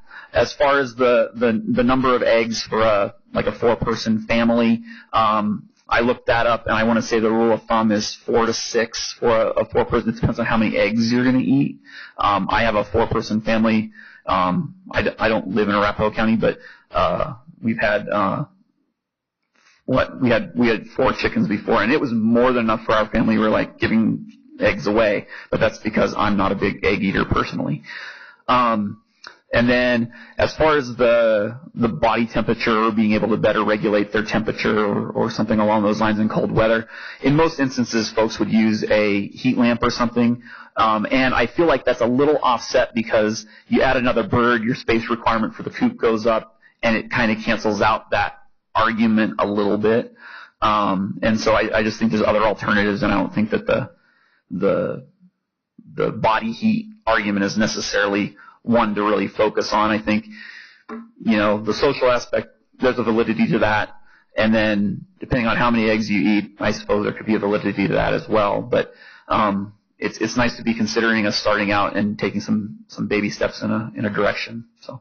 Right. I just wanted to, not that I'm concerned at all about, the number of eggs, for a family, because that's obviously extremely subjective. Oh, and the breed of poultry that you choose to raise will have an impact on that as well. Right. My concern simply stemmed from a standpoint of I would not want us to set our regulations so small that we were guaranteeing that they were going to have this aggression problem with one of the hens. And that kind of thing. And that's where my concern came from. And when, this email that came in recommending, the 7 to 8, or, a larger number so that you would prevent that aggression kind of chief pecking order, whatever we're calling it, from kind of starting. It was a new theory to me. And so that's why I was kind of curious to hear you weigh in on it. So I do thank you for what you said. And would your own recommendations be that maybe allowing a couple more might prevent that? I think we have to be careful. I'm glad we're not at 3, because then I would have definitely shared that concern. I think if we wanted to go to 5, that's a good place. 4, I think, was a good conservative choice for the initial recommendation for us to see how this goes. But I mean, I wouldn't have any problem considering 5 if that's what y'all wanted to do. But I think the initial recommendation was based off trying to bring an initiative forward and start with a conservative number to get us started. And I think it's on point. So is your personal opinion that 4 could be enough or to prevent the aggression issues? Or at least it should help? Or? It should definitely help. We're not at 3. I think 4 helps. Maybe 5 would be more of an ideal, and may be a place to work towards. Thank you. Commissioner Jackson. Yeah, just questioning if, for example, someone on this board recommended 5, would that mean that we would have to then make the house bigger and change the setbacks? So we have a recommended indoor coop space of 3 square feet per bird. That is a recommendation. It's not a shall or a must. Right. I think a backyard chicken keeper would be wise to adjust the coop to fit that. It may be still best to keep them within that 10-foot setback, but that may be a question zoning and animal control would want to address if you have any specific opinions on that. But if we would want to adjust the setback. But I think I'm not suggesting we're going to, but I'm just thinking if, for example, the board decided to amend this and change the number of chickens to whatever, then with the number of chickens, then you have to change the rest of the various components of the proposal. Of the draft regulations? Yes. My understanding is that it would change the coop size, but maybe not necessarily the constituent parts of the regulations. Okay. That's what I might as well. Yeah, Jason and I just discussed it, and no, it wouldn't change anything other than the recommended coop size would be a little bit bigger. But as far as the setbacks and other regulations, we would still be comfortable with it as is.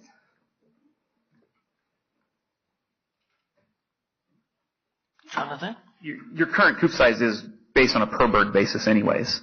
So that is self-adjusting, right? Yep, and I just brought this slide back up in case we wanted to see what other jurisdictions had in terms of setback.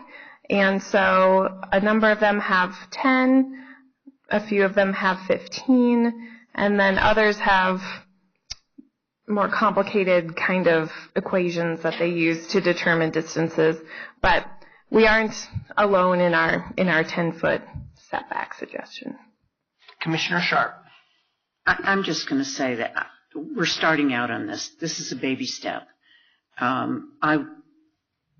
know we're going to hear from the public and that kind of thing, but I support 4. I do not support 5 or more at this point. Maybe coming back in the future after we have some experience, I would definitely think about that if I am here on this board at that point in time. But I don't want to.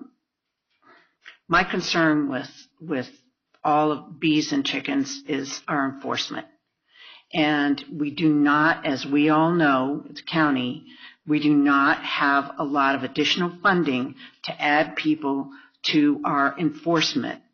And I think that it is up to the people who have bees and chickens to be responsible, to understand the consequences.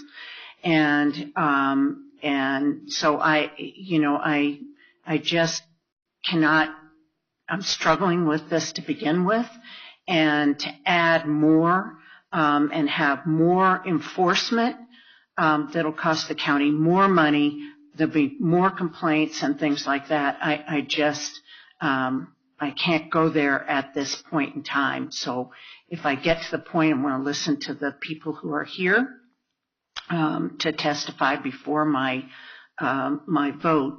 But so anyway, just want to say on the record, that's my opinion. Commissioner Holden. Thank you, Mr. Chairman. I would certainly support Commissioner Sharp's position. I think that if you look at the chart over here, most of the, a majority, actually, well, yeah, pretty much majority of the jurisdictions that currently allow chickens have their regulations set at 4, and I think there would be a conforming to those requirements would certainly be appropriate. Thank you, Mr. Holden. Any other commissioner comments or questions directed at staff at this time? Okay. Thank you very much for your presentation. I am going to open up the public hearing. I do have the sign-in sheets that were in the back of the room, so I have most of the same people signed up to speak on both issues. So we'll hear public comments on both bees and chickens at this time. So I'm opening up a public hearing. I'm going to call Randy Lewis to come forward. Good morning. If you could come forward, state your name and address for the record, and then keep your eye on the little yellow and red light up here at the front. You'll have 3 minutes to address the Board of County Commissioners. When you have 30 seconds left, the yellow light will come on. When you've used your whole 3 minutes, then the red light will come on. Is it 3 minutes per chicken per issue? Yeah, I guess it should. So a total of 6 minutes? Can you get it done in 3 minutes? I'll try to be quick. Okay, thank you. That's the whole idea, is that we move the proceedings on. And if you'd state your full name and address for the record. My name is Randy Lewis, 2214 South Dallas Court.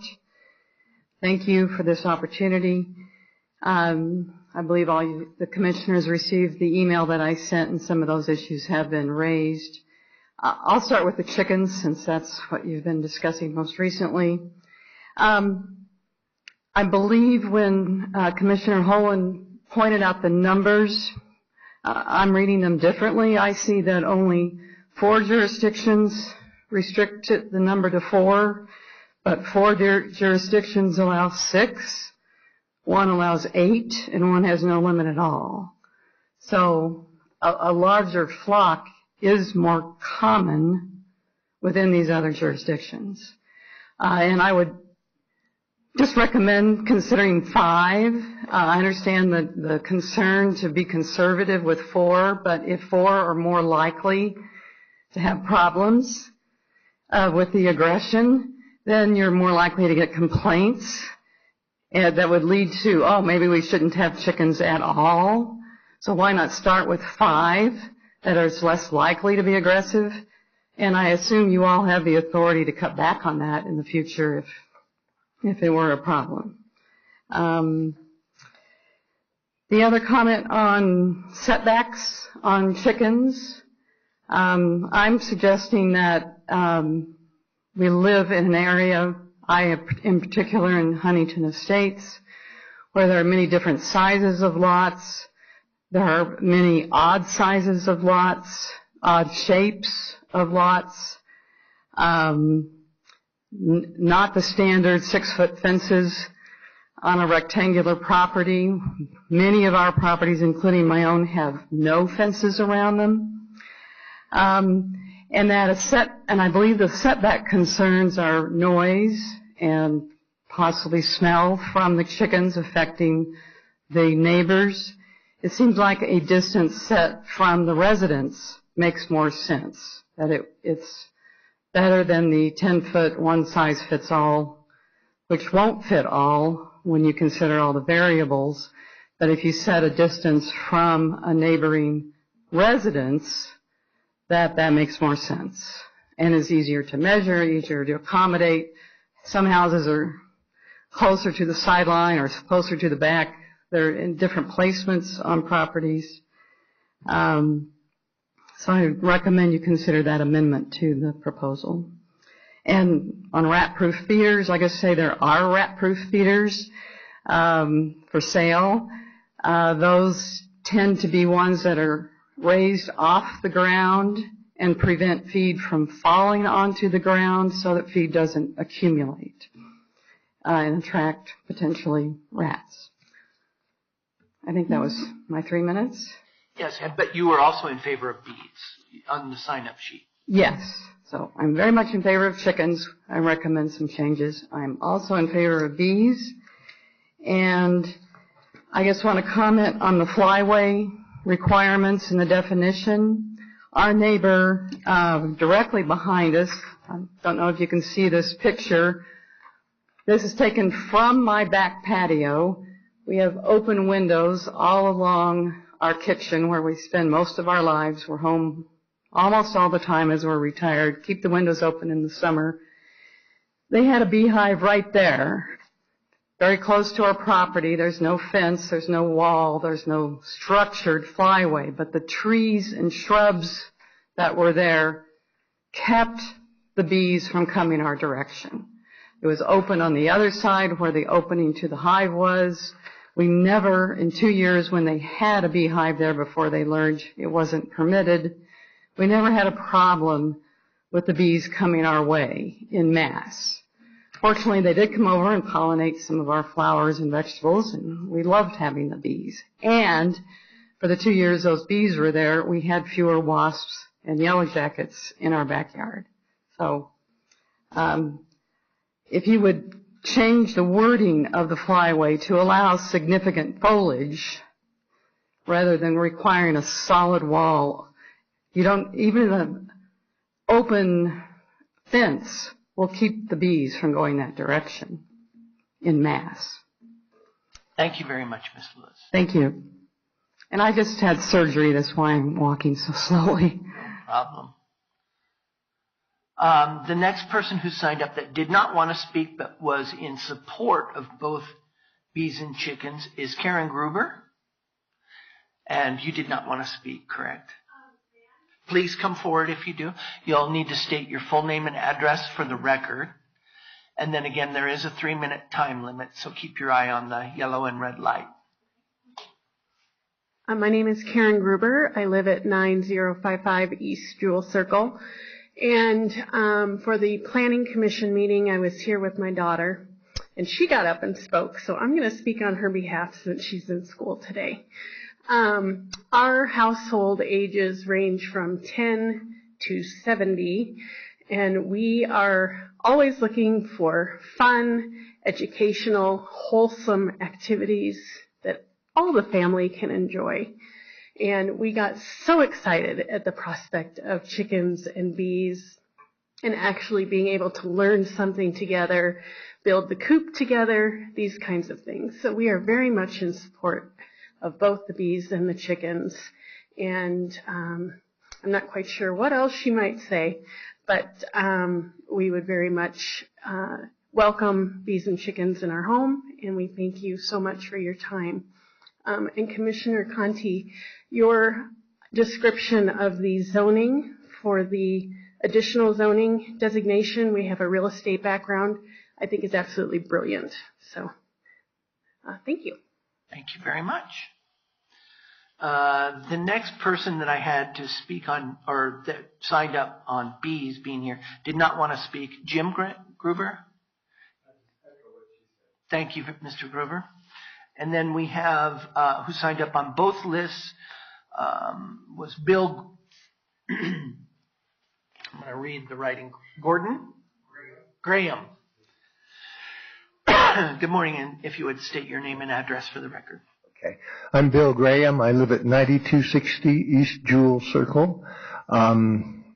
We've lived in the same house for 4 months short of 50 years. The Army brought us out here and dropped us, and we were relatively early in on the development of the area. I don't know whether we were breaking all kinds of rules back then or whether the rules have changed now, but when we moved in and for the next 10, 15 years we had all kinds of chickens. Sometimes we had up to 20 in a flock. We had 2 to 4 Shetland ponies depending on how many people wanted them. We had all kinds of rabbits, and at different times the chickens and the rabbits would be in the house or outside the house. The kids just loved them. They were pets, members of the family. And I'm very much in favor of both having bees and having chickens in the property. Bees particularly, I think when we moved in here, we didn't have to worry about setting up hives for bees, but with colony collapse disorder, which has been around since 2006, it sounds like there's a potentially catastrophic change in the bees, and that this seems to affect commercial, large-scale beekeepers rather more than small groups. But it seemed to me that if you had a couple 100,000 people around the country setting up their own small hives, taking care of them, that you might well be able to help bees evolve into things that were more tolerant of Roundup and different pesticides and herbicides and different kind of things we're doing to their environment. As far as chickens go, my wife and I have both turned 80, and we have a different view about senior citizens now. And if you had a limit of 4 chickens, I think that would be fine for the 4 or 5 years that they laid eggs. But then the question is, are you going to wring their neck? And we don't kind of like that idea. Are you going to keep some non-productive chickens in your flock? And I would feel more, if it were up to me anyway, I would suggest allowing maybe up to 8. We have a neighbor who's very much affiliated with the mosque, and they've got 4 delightful little children and an incredible garden they've built in their yard. And the wife couldn't come in today, but she was very much in favor of having more, producing all the eggs that they need for the family and so on. When we moved in, there were an awful lot of people that had chickens. There were full-size Morgan horses across the street. There were an awful lot. We had a guy who raised quail, and they'd come walking across the street and into the yard. And I don't know whether the regulations have changed in the county or whether we were being illegal back then. But anyway, I would like to go back to the way it was. But thank you for listening. Thank you very much, Mr. Graham. And I think that what there's been no change, in our regulations, but there's been various levels of compliance, and unless someone complains, our animal control people don't go out looking for. They have enough to keep busy. So they haven't actually gone out looking for violations. And so as long as it wasn't a nuisance and there were no complaints, people got by doing that. Commissioner Jackson. And I might add, there's been a lot of development in your area since those days. There's been a lot of development in houses and multifamily houses and traffic and all that since those days. And paving and all sorts of things have happened. So, yeah, the good old days, right? Yeah, okay, thank you. Thank you very much. Those are the only citizens that had signed up on our list to talk. Are there any other citizens that would like to address the Board of County Commissioners on this issue? If not, I'm going to close public comment. And I noticed that we did not have any questions for Tri-County Health for Kathy Boyer from Tri-County Health in reference to chickens, but I just wanted to make sure if any commissioners had any questions for Tri-County Health.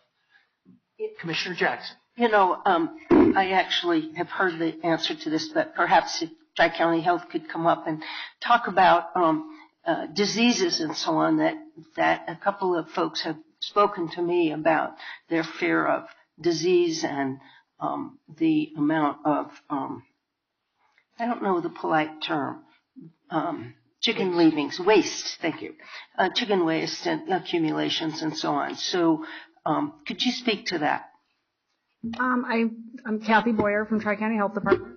I'm thinking the chicken waste issue would be more of a nuisance and would probably fall under zoning enforcement.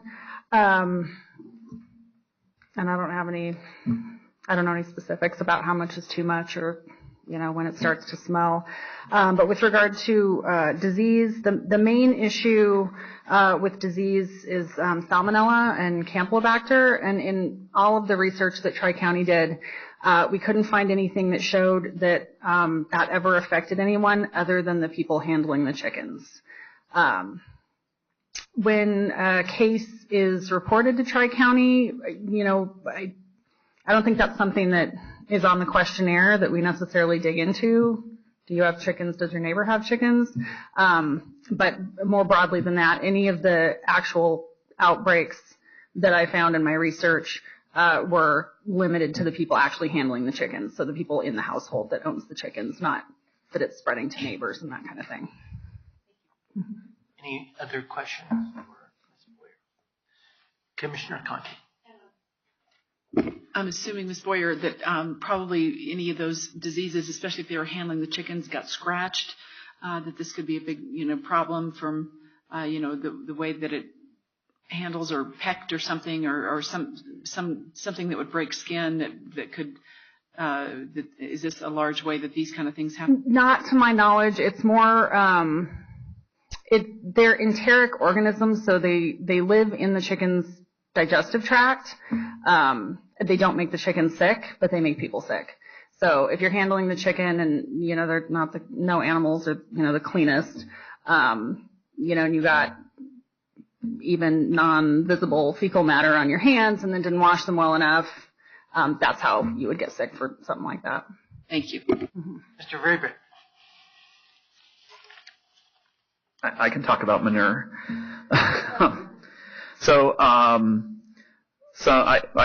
We do some educational programming for people who do keep chickens in their backyard, and one of the slides I have is specifically about the use of the poultry waste as fertilizer and things like that. And basically, one of the things we talk about is 6 to 8 chickens can provide enough nutrients to meet the average residential yard for fertilization needs, and it increases the organic matter, whereas dog and cat waste can't be used like that.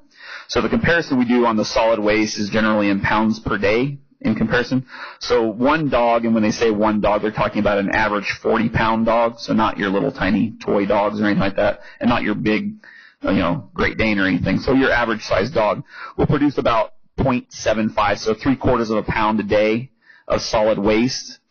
10 chickens will produce about 0.66, so about 2/3 of a pound of solid waste per day. So from a comparison standpoint, that gives you something to kind of gauge it against a dog versus what 10 chickens would be.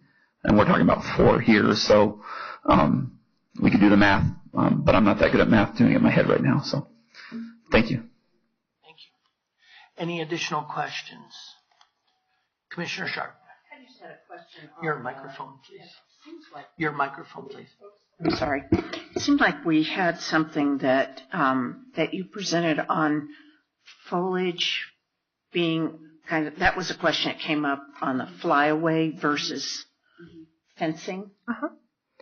So in our current definition of flyway, we have it a little bit more broad. So here at the bottom, solid fence, again, the solid fence, wall or thick hedge that directs the path of the bee up and out of the property. And Caitlin shared that definition of, I think, hedge earlier as well. Okay. So that's already in there with respect to not having to have well, it's not even a solid fence, as we discussed. But it also could be bushes, hedge, shrubbery, kind of thing, shrubbery that is considered for the flyaway definition. So, okay, good. Thank you. Commissioner Conti. I'm just curious, if you were to go out to a property and you saw, 3 pine trees set in relatively close proximity, would that satisfy? That's a great question. I don't do zoning inspections myself. We'll see what Caitlin advises, but I think the example the citizen gave was very helpful as well as a good example. So a lot of what we took into account when drafting these regulations is that so many of the different areas within unincorporated Arapahoe County are in different stages of growth and development. So an example is Copperleaf compared to a place further in the Denver metro area are a lot different as far as their foliage and things like that. So we didn't want to completely eliminate the requirement, but in answer to your question, just 3 trees. We would have to see how thick they are. We would probably consult with an expert to see if those were sufficient, and then go from there.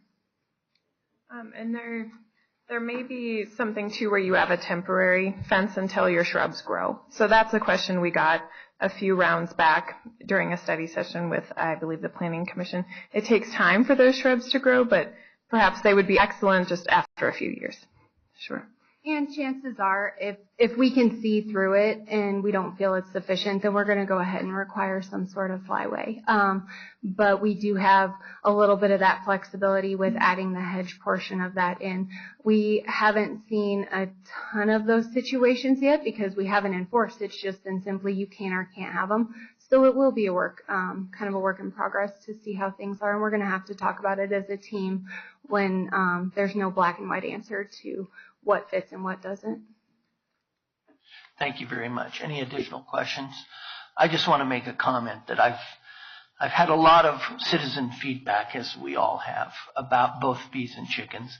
And one of the things that struck me is that our rules, our guidelines, our preferred method, best practices, they apply to this, both of bees and chickens. And just like responsible pet owners, dogs, cats, ferrets, a lot depends on them doing what Vietnamese pot-bellied pigs, I don't know. A lot depends on responsible pet owners taking care of their pets, not leaving food out for predators that will attract. I had ants in my garage because we kept dropping the dog food where we put it into their bowls. So we stopped doing that, made very sure that the kids, when they were feeding the dogs, were diligent in making sure all the food got into the bowl as opposed to dropping them. So a lot of this goes into responsible pets. We all know that there are irresponsible pet owners as well.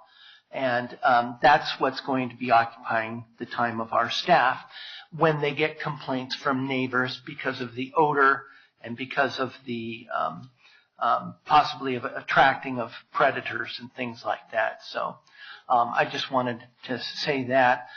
We are going to address motions on bees first, and the chair recognizes Commissioner Jackson. Yes, thank you for that. For me, I think that for many of the reasons stated, that I think the bees are really good for the environment. I have personally tasted fresh honey from a friend's beehive, and it was amazing. And I think that I want to thank staff for putting some guardrails, as you mentioned, into the draft regulations, so that I think that this is a very thoughtful way to move forward. So I'm going to move that in the case of LDC 18005, Arapahoe County Backyard Beekeeping Code Amendment, the county commissioners have reviewed the staff report, including all exhibits and attachments, and have considered the proposed code amendment, including the staff presentation and rationale, for the proposed changes, as well as any public comment as presented at the public hearing. I hereby move to approve the proposed amendment to the Land Development Code, subject to the following condition. 1, that staff will make corrections and revisions to the proposed language as directed by the county attorney prior to incorporating the approved amendment into the Land Development Code for publication. Motion made by Commissioner Jackson. Second. Seconded by Commissioner Conti. Any further discussion? All in favor? Aye. Any opposed? Abstentions? Seeing none, that motion carries unanimously. That was on bees. Correct. Mr. Chairman, yes. We move on. I could never find that motion. For? Not in green. Yeah, the bees. So can somebody point me to the motion for the chickens? It's on page 155 of your board summary report. I can't see I can pass my laptop over to you. I don't have it on here. It's not green, but it is. No, I don't have a page number either. Up at the top. 155. Yeah, okay. Hang on.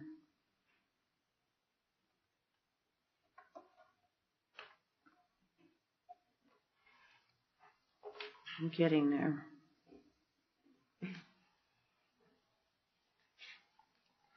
I'm on 130. I'm getting there slowly. Put the number in the top. And Mr. Chair, I'd be happy to make the motion if no one else is desiring that. Okay. I just, out of consideration for Commissioner Sharp, I want to make sure that she is aware of all of the conditions that are on there, which there's one condition. This one is concerning to me. I did learn a lot about bees that I never knew before, and I felt a lot more comfortable with bees.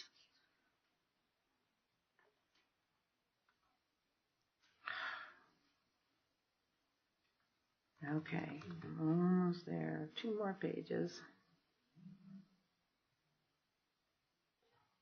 I got it. Okay, thank you. Appreciate your patience. No problem. Did you want a minute to read that over, or Commissioner Conti indicated she was willing to make the motion, but if... No, I'm in agreement with the motion. It's just if there are changes to that, I will have an opinion on that. The chair recognizes Commissioner Conti for the motion. Thank you, Mr. Chair.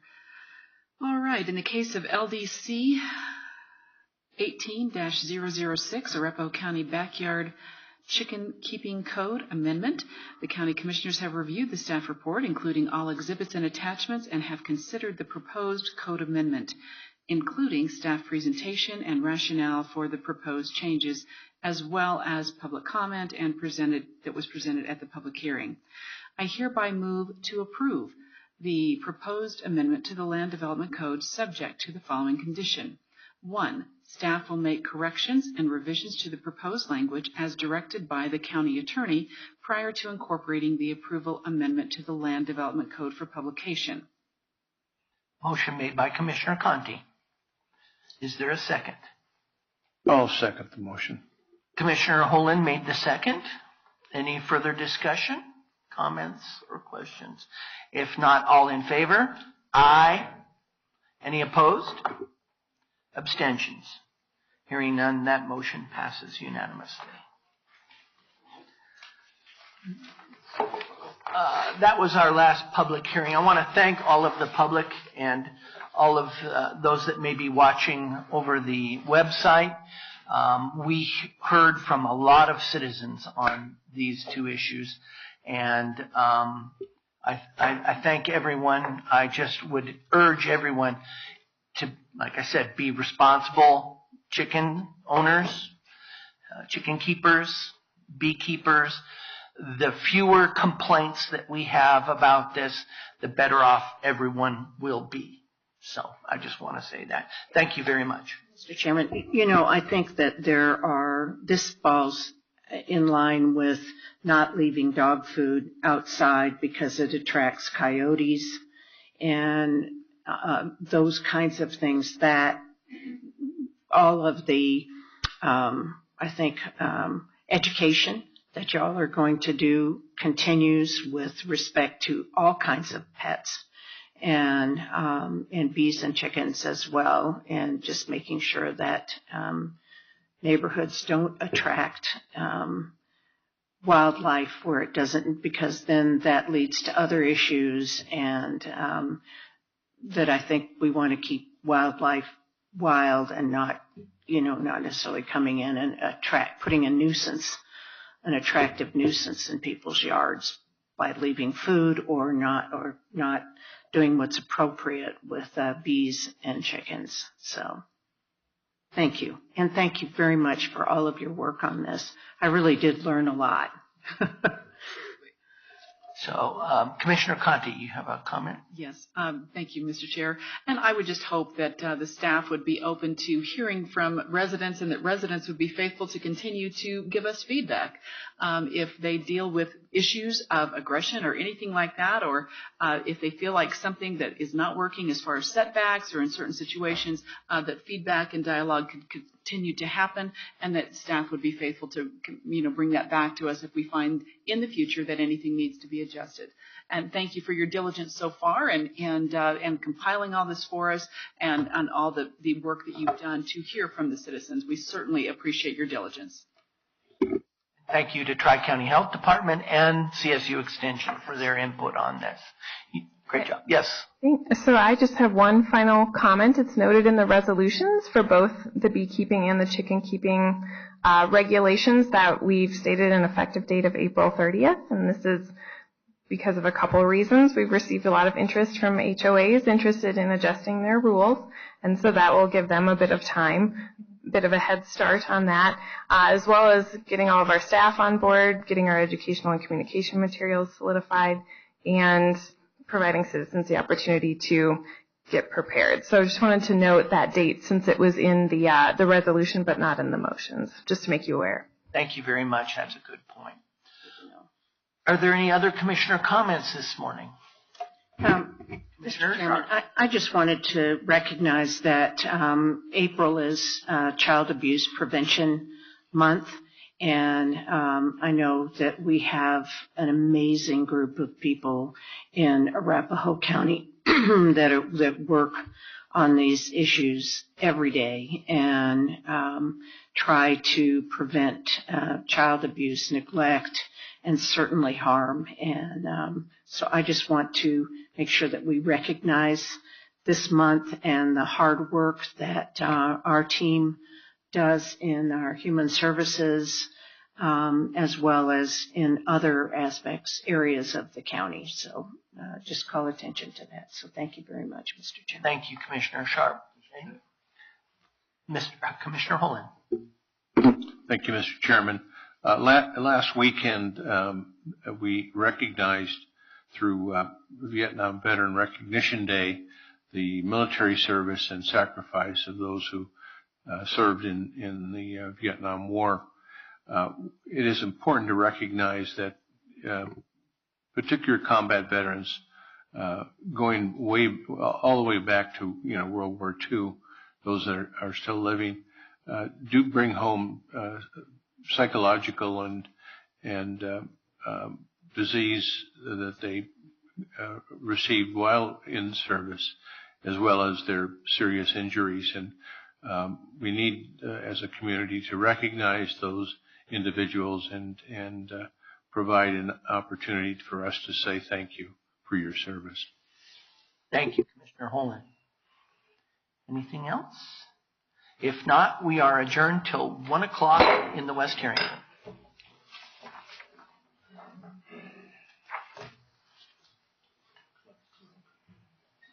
I can't do this.